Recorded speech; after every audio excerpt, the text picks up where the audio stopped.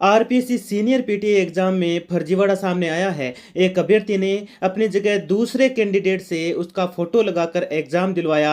आयोग को दूसरे कैंडिडेट से परीक्षा दिलाने का शक हुआ तो अभ्यर्थी को 27 मार्च को डॉक्यूमेंट वेरिफिकेशन और आईडी के साथ आने को कहा, लेकिन वो नहीं आया। एग्जाम सेंटर पर अटेंडेंस शीट पर भी डमी कैंडिडेट की फोटो लगाई गई थी। इसी फर्जीवाड़े के खुलासे के बाद 23 अप्रैल को क्लॉक टावर थाने में यह मामला दर्ज करवाया गया।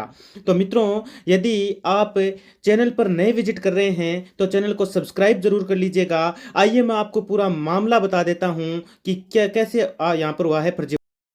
तो जैसा कि मित्रों मैंने आपको बताया कि सीनियर पीटीआई भर्ती में आरपीएससी ने पकड़ा फर्जीवाड़ा, अपनी जगह डमी कैंडिडेट को बैठाया और बुलाने पर भी नहीं आए तो दो के खिलाफ एफआईआर दर्ज करवा दिया गया भाई। ठीक है, इसमें जैसे बताऊं मैं आपको कि आरपीएससी के सीनियर पीटीआई एग्जाम में एक बार फिर डमी कैंडिडेट बैठाने का मामला सामने आया है। इसे लेकर इसे लेकर दो कैंडिडेट के खिलाफ मामले दर्ज कराए गए। दोनों ने फर्जी कैंडिडेट से परीक्षा दिलवाई थी। एप्लीकेशन फॉर्म और एग्जाम सेंटर अटेंडेंस शीट में फोटोज अलग अलग थी। डॉक्यूमेंट्स की जांच के दौरान यह खुलासा हुआ। इसके बाद कैंडिडेट्स को आयोग में बुलाया गया, लेकिन वो नहीं आए।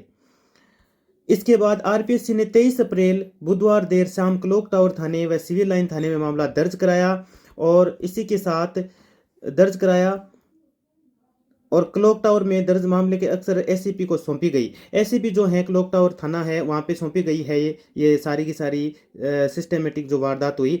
वहीं सिविल लाइन में दी शिकायत और 0 नंबरी एफआईआर दर्ज कर भट्टा बस्ती थाने जयपुर को भेजी गई। और साथ ही मैं बताऊं इनके खिलाफ दर्ज कराया गया मामला, अब वो जो लोग हैं उनके बारे में आपको बता देता हूं।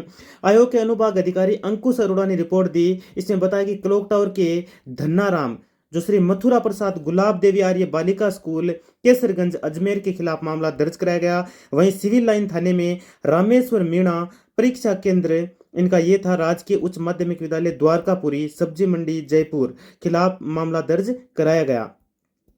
आरपीएससी की ओर से सीनियर पीटीआई प्रतियोगी परीक्षा 2022 की कुल 461 पदों के लिए परीक्षा 30 अप्रैल को आयोजित की गई थी। इसकी प्रथम पारी 10 से 12 बजे तक थी। प्रथम जो पारी थी जैसा कि मैं बताऊं 10 से 12 बजे और दूसरी पारी 2 से 4 बजे आयोजित की गई थी। रिपोर्ट में बताया कि न्यूनतम पासिंग मार्क्स लाने वाले कुल 426 अभ्यर्थियों के रोल नंबर आयोग की वेबसाइट पर 1 फरवरी को जारी किए जाएंगे।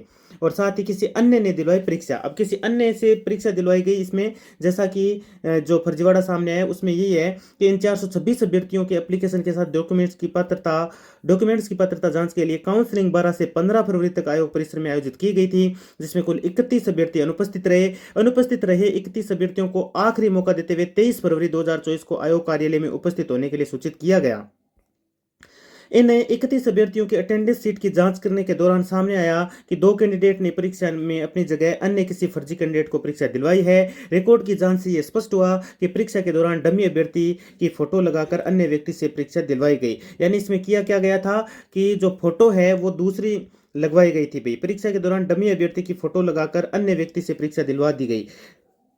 और साथ ही बात करें हम बुलाने पर भी नहीं आए। इनको जब वापस बुलाया गया यहाँ पर डॉक्यूमेंट वेरिफिकेशन और आईडी के साथ, तब ये वहां पर नहीं पहुंचे। अभ्यर्थी को व्यक्तिगत सुनवाई के लिए 27 मार्च 2024 को आयोग कार्यालय में सभी डॉक्यूमेंट्स और सेल्फ अटेस्टेड आईडी के साथ आने को कहा था, लेकिन कार्यालय में उपस्थित नहीं हुए। परीक्षा केंद्र पर प्रस्तुत किए गए उपस्थिति पत्रक जिसमें मूल अभ्यर्थियों के स्थान पर डमी अभ्यर्थियों की फोटो लगी है।